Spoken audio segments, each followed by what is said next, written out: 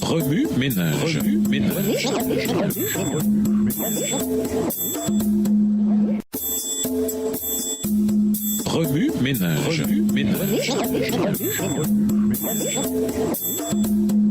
Bienvenue dans votre émission Remue ménage. Voilà la leçon de lundi, le péché de la fraude.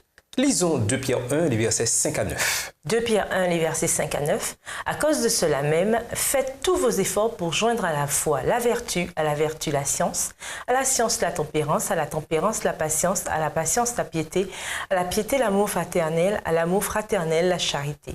Car si ces choses sont en vous, et ils sont avec abondance, elles ne vous laisseront point roisifs ni stériles pour la connaissance de notre Seigneur Jésus-Christ. Mais celui en qui ces choses ne sont point est aveugle, il ne voit pas de loin et il a mis en oubli la purification de ses anciens péchés. C'est par esprit de cupidité que les hommes sont poussés à garder pour leur propre plaisir les biens qui reviennent de droit au Seigneur. Or, cet esprit lui est en abomination. Aussi bien de nos jours qu'à l'époque où il censurait sévèrement par la voix des prophètes la conduite du peuple israélite. Il s'écriait alors, « Un homme trompe-t-il Dieu ? Car vous me trompez et vous dites, en quoi t'avons-nous trompé ? Dans les dîmes et les offrandes, vous êtes frappés par la malédiction et vous me trompez la nation tout entière. » Malachie 3, les versets 8 et 9. Dans le cas d'Anania et de Saphira, le péché de fraude contre Dieu fut rapidement puni. Le même péché s'est souvent renouvelé dans l'histoire de l'Église et de notre temps. Il en est beaucoup encore qui le commettent. Il se peut qu'il ne soit pas accompagné d'une manifestation visible du déplaisir de Dieu, mais il n'en est pas moins haïssable à ses yeux aujourd'hui que du temps des apôtres.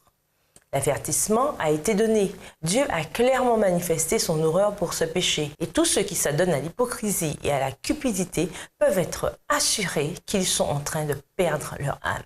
En revanche, ces libéralités de la part des croyants résultaient de l'effusion de l'esprit. Les néophytes n'étaient qu'un cœur et qu'une âme. Un intérêt commun les dirigeait, le succès du mandat qui leur était confié et la cupidité ne trouvaient aucune place dans leur vie. L'amour de leurs frères et de la cause qu'ils avaient épousée était plus grand que celui de l'argent et des biens matériels. Leurs œuvres attestaient que le salut des âmes avait pour eux une bien plus grande valeur que toutes les richesses terrestres. L'esprit de générosité est au contraire d'essence divine. C'est dans le sacrifice du Christ sur la croix que cet esprit s'est manifesté à son plus haut degré. Le Père Céleste a donné son Fils unique pour nous. Après avoir tout quitté, le Christ s'offrit lui-même afin de sauver les pécheurs. La croix du calvaire devrait donc être, pour tout chrétien, une invitation à la générosité. Le principe qui s'en dégage est celui de donner, donner encore. Celui qui dit qu'il demeure en lui, dit Saint Jean, doit marcher aussi comme il a marché lui-même. 1 Jean 2, le verset 6. Remue ménage, au temps biblique, de quelle façon l'Église est-elle intervenue pour empêcher la convoitise de s'infiltrer chez elle? Que pouvons-nous faire aujourd'hui? Décrivez la libéralité résultant de l'effusion de l'esprit. Discutez des étapes nécessaires pour passer d'un cœur cupide à un cœur rempli de l'esprit de la générosité céleste. Au revoir. Et à demain si Dieu veut. Remue ménage. Remue ménage.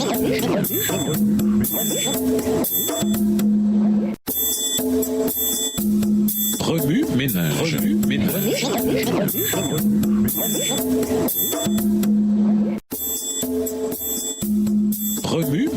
Remue ménage.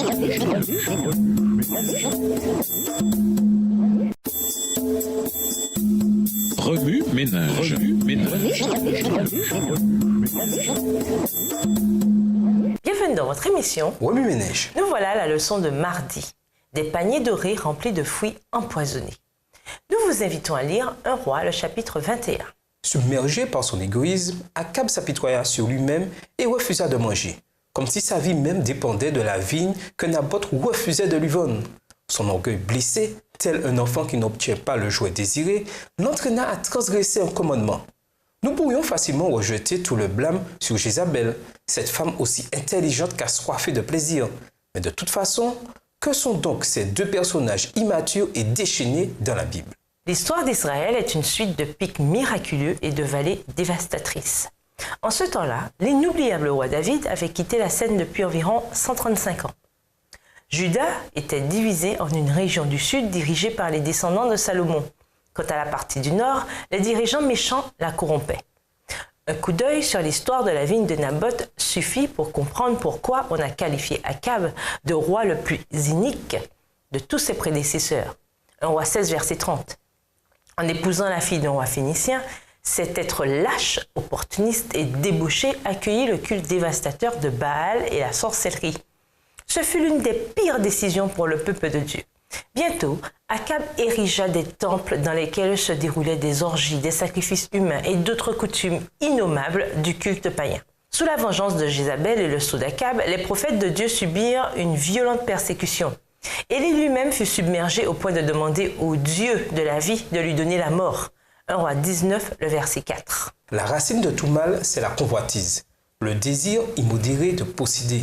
1 Timothée 6, verset 10. L'histoire de la vigne de Naboth peut sembler horrible et non racontable. En ce qui nous concerne, les histoires où un meurtre a pour mobile une simple plantation ne sont évidemment pas légion. Nos histoires traitent plutôt d'enveloppes de dîmes vides, d'absentéisme à l'église, de chrétiens dépourvus d'amour. Parfois, nous chérissons davantage le visible que l'invisible. Jézabel adorait des idoles visibles, mais n'oublions pas qu'Akab avait aussi les siennes. Et vous, que retenez-vous égoïstement pour vous au lieu de le remettre à Dieu? Quelle est votre idole? La mode? Les médias? La réputation? Les choses matérielles? Les relations? Le temps? Ne passons pas à côté de cette vérité simple, mais profonde. Nous avons déjà accès au trésor divin. Nous sommes dépositaires des mystères du Créateur. Qu'on ne puisse jamais dire de nous, en cueillant les fruits des vignes terrestres, c'est de l'arbre de la vie qu'ils se sont privés. Remue-ménage. Nommez des passages qui nous offrent un bilan de santé spirituelle pour nous assurer de ne pas nous retrouver dans la situation tragique de l'église de Laodicée. Comment aborder des chrétiens qui tombent dans le piège des trésors terrestres et de la recherche de plaisirs impies? De quelle façon les aider sans leur faire du tort? Au revoir. Et à demain si Dieu veut. Remue-ménage. Remue-ménage.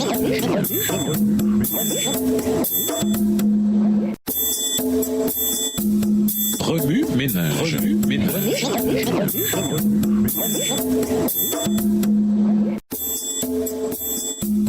Remue-ménage. Remue-ménage.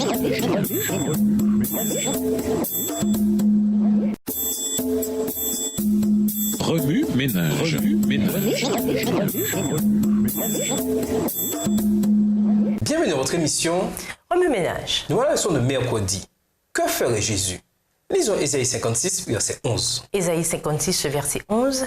Et ce sont des chiens voraces, insatiables. Ce sont des bergers qui ne savent rien comprendre. Tous suivent leur propre voie, chacun selon son intérêt jusqu'au dernier. Notre façon d'agir révèle quelque peu ce que nous avons dans le cœur. Selon John Whitmore, on peut vivre dans un état de besoin, de cupidité ou de liberté. Ces trois niveaux sont aussi appelés dépendance, indépendance et interdépendance. Le besoin, dépendance, consiste à ne pas prendre la responsabilité de nos actes. Un petit enfant est un exemple de ce besoin.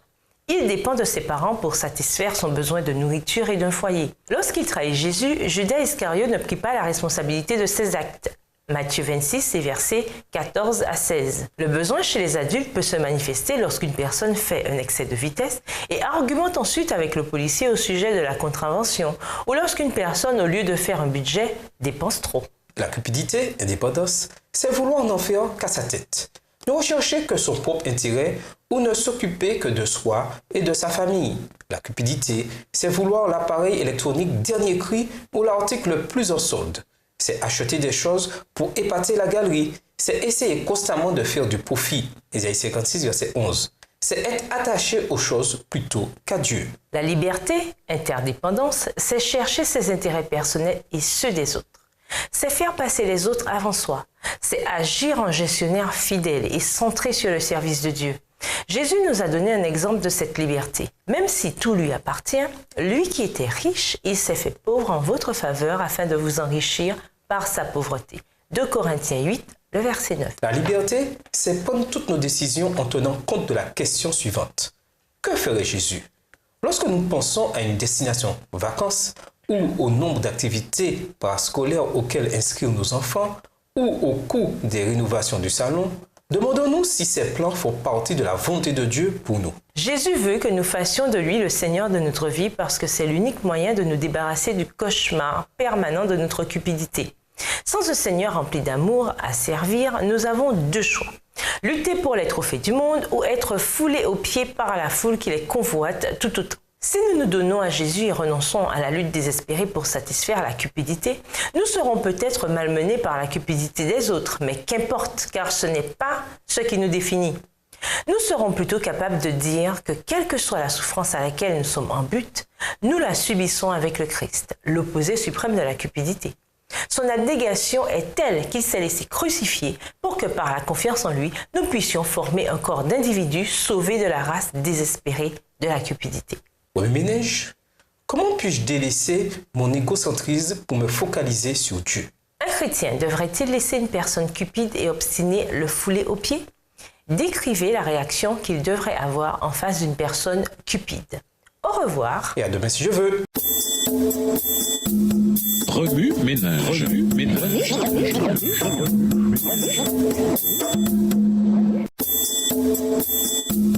Remue ménage. Remue ménage.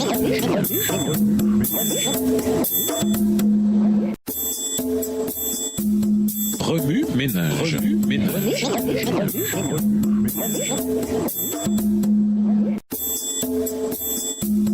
Remue ménage. Remue ménage. Bienvenue dans votre émission. Remue ménage. Nous voilà à la leçon de jeudi. Faire usage de nos fouilles individuelles. Lisons Galates 5, les versets 22 à 25. Galates 5, versets 22 à 25. Mais le fruit de l'esprit, c'est l'amour, la joie, la paix, la patience, la bonté, la bénignité, la fidélité, la douceur, la tempérance. La loi n'est pas contre ces choses. Ceux qui sont à Jésus-Christ ont crucifié la chair avec ses passions et ses désirs. Si nous vivons par l'esprit, marchons aussi selon l'esprit. Les fruits de l'esprit, nous a-t-on appris dès l'enfance, sont l'amour, la joie, la paix, la patience, la bienveillance, la bonté, la fidélité, la douceur et la maîtrise de soi. Certains d'entre nous peuvent même les énumérer par cœur. Mais quels sont donc ces attributs? Comment les obtenir et comment nous en servir? Pour les recevoir, nous devons d'abord demander à Dieu de nous donner son Saint-Esprit. Il ne s'agit pas de le demander une fois pour toutes, mais tous les matins. Au début, il se peut que certains fruits ou tous les fruits soient petits, verts, immatures.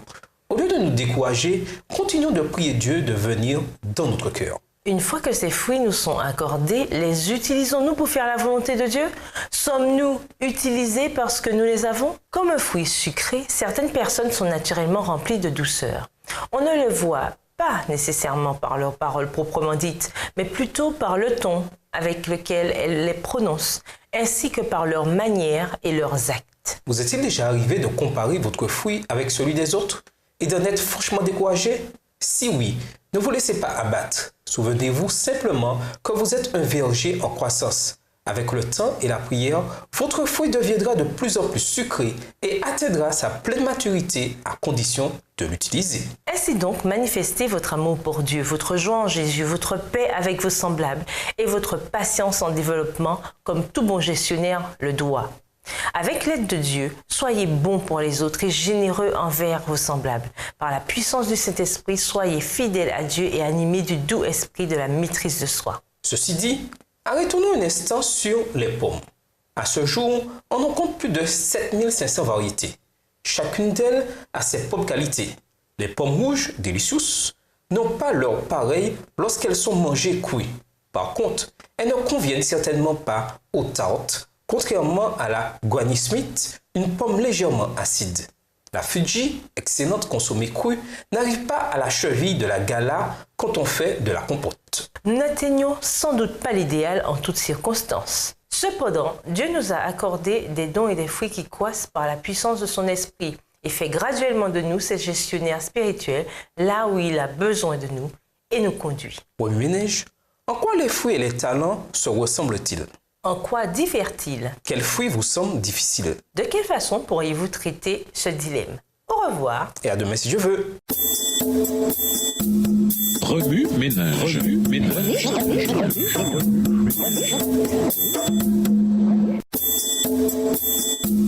Remue ménage. Remue ménage.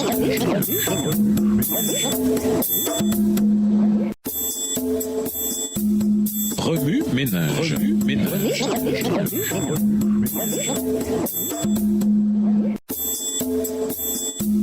Remue ménage. ménage, ménage. Bienvenue dans votre émission. Remue-ménage. Voilà la leçon de vendredi. Satisfaction limitée ou épanouissement durable. Lisons 1 Jean 2, les versets 15 à 17. 1 Jean 2, les versets 15 à 17. N'aimez point le monde ni les choses qui sont dans le monde. Si quelqu'un aime le monde, l'amour du Père n'est point en lui. Car tout ce qui est dans le monde, la convoitise de la chair, la convoitise des yeux et l'orgueil de la vie, ne vient point du Père, mais vient du monde. Et le monde passe, et sa convoitise aussi. Mais celui qui fait la volonté de Dieu demeure éternellement.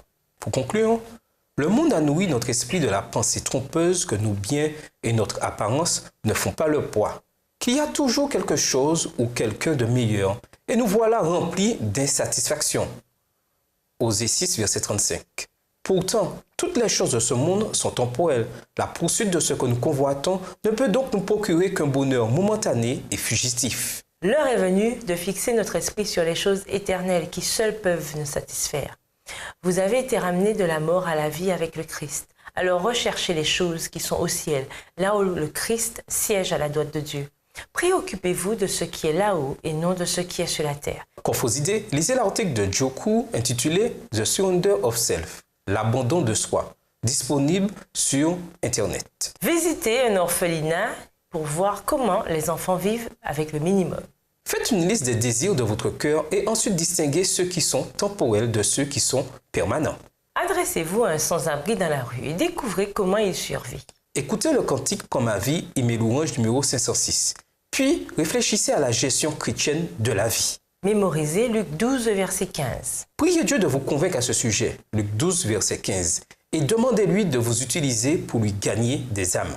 Pour aller plus loin, nous vous invitons à lire 1 Timothée 6, les versets 7 à 10, Luc 12, les versets 13 à 21, dans le livre d'Ellen G. White intitulé Les paraboles de Jésus, le chapitre 2, le chapitre Parmi les épines.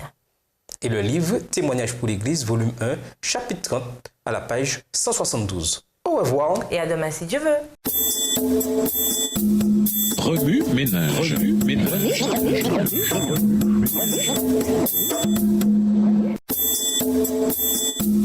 Remue, ménage, ménage.